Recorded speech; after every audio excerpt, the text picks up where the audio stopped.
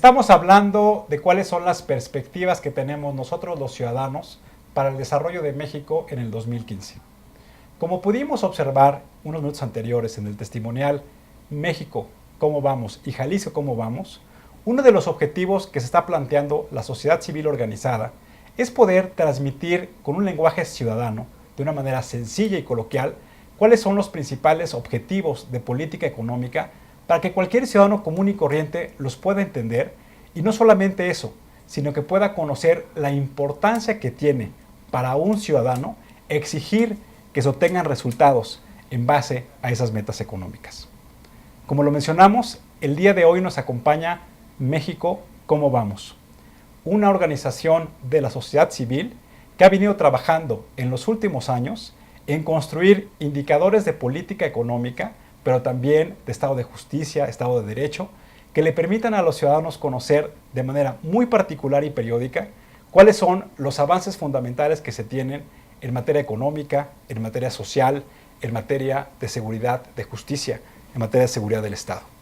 Y hoy nos acompaña en el programa la directora general de México, ¿cómo vamos?, Viridiana Ríos, que además de ser ciudadana y activista, hoy participa de manera activa en articular las opiniones de expertos y ciudadanos reflejados en una serie de productos de información que en un momento nos va a platicar. Viridiana, gracias por acompañarnos y gracias por venir al programa. Al contrario, Tulio, gracias a ustedes. Pues para empezar, me gustaría preguntarte, ¿qué es para ti ser un buen ciudadano? Mira, ser un buen ciudadano, Tulio, es relativamente fácil. Para ser un buen ciudadano, lo único que tienes que hacer es ser un preguntón. Tienes que preguntarte todos los días, en cada momento, si hiciste algo para mejorar la ciudad o el espacio comunitario en el que vives. Y tienes que responderte que sí. Si te respondes que sí, eres un ciudadano. Si no, eres un individuo. Y las ciudades y los grandes estados y los grandes gobiernos se construyen a partir de ciudadanos, no a partir de individuos. Y eso me lleva entonces a formularme otra pregunta, porque muchas veces los niños, por ejemplo, yo veo a mis hijas, siempre nos hacen muchísimas preguntas y tenemos que estar pensando en qué respuesta les vamos a dar. Claro. México, ¿cómo vamos? ¿Cómo se organizó? ¿Qué es lo que ha venido haciendo? ¿Y qué papel juega para que los ciudadanos, cuando tienen una serie de preguntas, puedan encontrar respuestas? México, ¿cómo vamos?, responde a una única y sólida pregunta, que es dar un entendimiento a la sociedad civil y al ciudadano mexicano de a pie de cómo va la economía.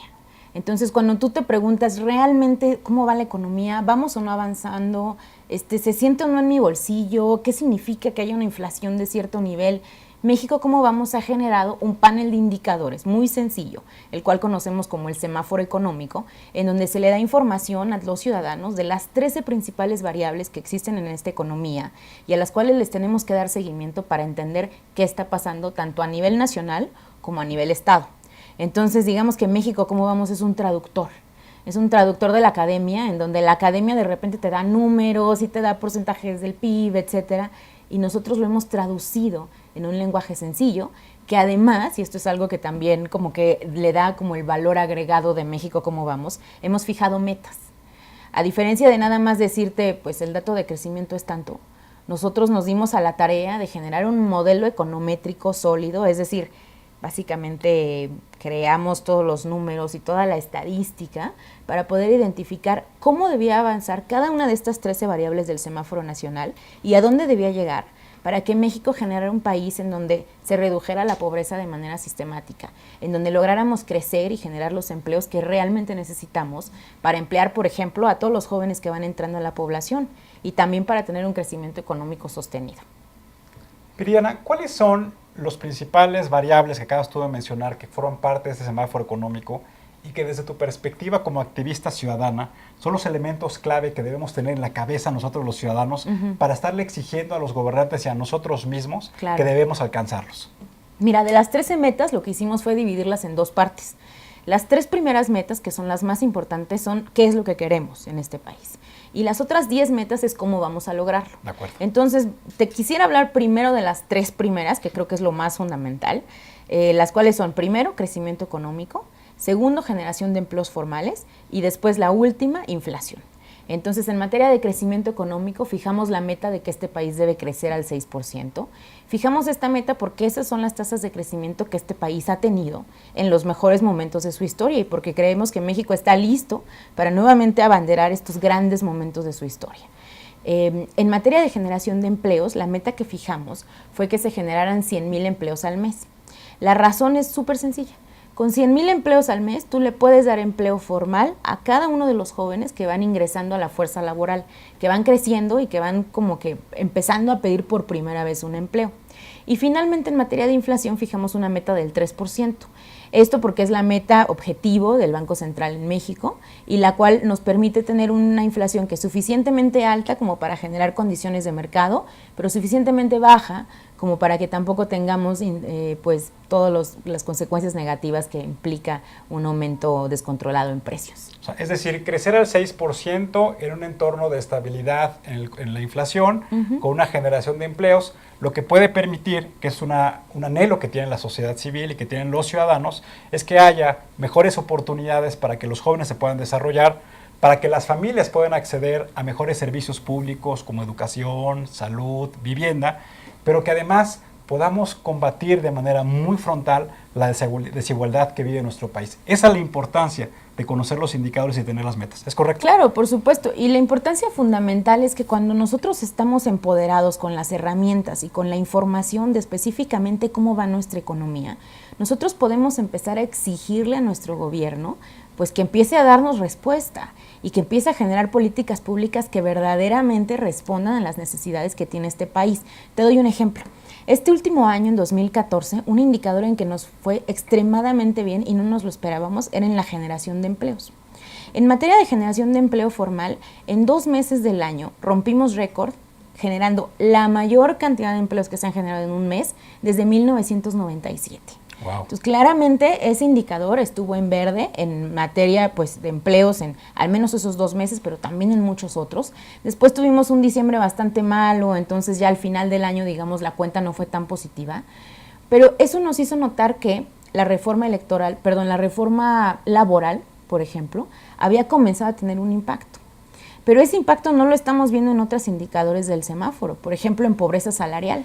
En pobreza salarial lo que tenemos actualmente es que el 42% de las personas, como mencionabas hace rato, Tulio, no pueden con su ingreso comprar la canasta básica de bienes. Que es lo mínimo de lo mínimo de lo mínimo. Que es lo mínimo de lo mínimo. Entonces el semáforo económico en este sentido lo que nos da es como panorama, que nos permite ver qué está haciendo bien gobierno, qué está haciendo mal y dónde tenemos que meter la llaga, dónde tenemos que decir, oigan, es por aquí, que nos den respuesta. Ya nos compartiste algunos datos fundamentales de cómo se ha comportado el 2014. Vamos a ver unos testimoniales de calle, en donde le fuimos a preguntar a las personas cómo piensan que va a llevarse a cabo el 2015 para México. Por supuesto. Veámoslos. Yo considero que con las nuevas reformas quizás se impulse la economía, pero realmente no sé a ciencia cierta cómo voy a estar y si es cierto que vayan a beneficiar las reformas. Yo estoy viendo las cosas muy difíciles. Yo veo difícil la economía. Entonces, pues necesitamos más inversiones. Pienso que seguridad no hay mucha.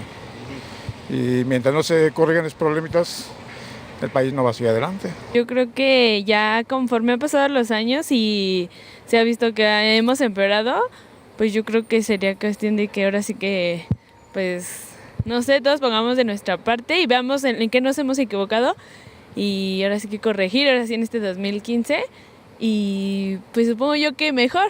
Si todos hemos visto nuestros errores, pues nos tendría que ir muchísimo mejor. Creo que las cosas no va a cambiar, va a seguir de la misma manera, puesto que en cuestión de gobierno seguimos igual.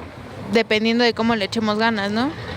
Dependiendo de qué tanto nos esforcemos, qué tanto empecemos a hacer las cosas como debemos hacerlas, o sea, qué tanto dejemos de echarle la culpa al de al lado, pues para poner atención en lo que no estamos haciendo o lo que estamos haciendo mal. Bueno, pues en general yo creo que vamos a mantener una situación similar.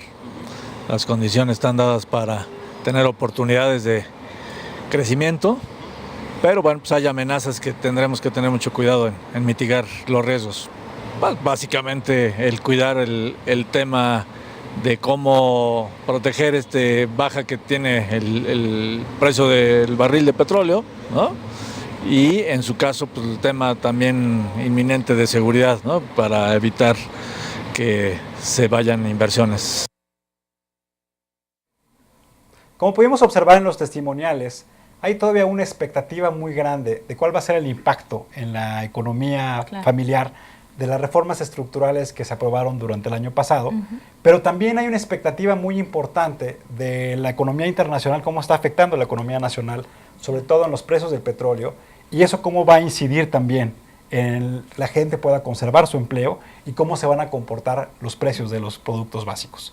Me gustaría preguntarte, Viridiana, ¿qué otros factores tuviste en cuanto al crecimiento económico del 2014 y haciendo una retrospectiva con periodos anteriores? Claro. Mira, yo creo que el 2014 fue un año que nos dio dos cosas. Nos dio, en primer lugar, una serie de reformas estructurales sin precedentes que convirtieron a México, de acuerdo a la OCDE y de acuerdo a muchos organismos institucionales, en el país reformista por excelencia. Sin embargo, por el otro lado de la moneda, nos dio también un México en el cual nos dimos cuenta de que las reformas estructurales no habían sido suficientes. No habían sido suficientes para darle a este país un Estado de Derecho adecuado, una situación en la cual los políticos pudieran respondernos, una reducción a la corrupción, una mejora de la seguridad. Entonces 2014 fue un año bastante agridulce. Fue un año dulce en el sentido en el que vimos que nuestras élites políticas podían ponerse de acuerdo para pasar reformas sin precedentes, pero fue un año agrio, cuando nos dimos cuenta de que fue sociedad civil quienes tuvimos que salir a las calles a exigir lo que este gobierno no nos había dado a partir de sus reformas, que era una situación de Estado de Derecho. Yo creo que lo que nos queda y como la gran enseñanza de 2014 para todos, tanto en sociedad civil como en gobierno, es que no está completo el proceso de reforma. Es que este país y todas las reformas que aprobamos no nos van a llevar realmente al crecimiento económico y al desarrollo que necesita este país, a menos de que se dé una condición única y fundamental, que es la reducción de la corrupción. Detrás de todos los eventos trágicos que vimos en 2014, detrás de Ayotzinapa, detrás de la Casa Blanca, detrás de los escándalos de corrupción que vimos, está el gran problema, que es que este país no tiene un mecanismo adecuado para darle seguimiento, monitorear y evaluar a nuestra clase política. Entonces, mientras no lo tengamos, pues simplemente no vamos a poder ver los resultados. México, ¿cómo vamos? Se ha dado a la tarea de darle seguimiento, por ejemplo, a un indicador de Estado de Derecho.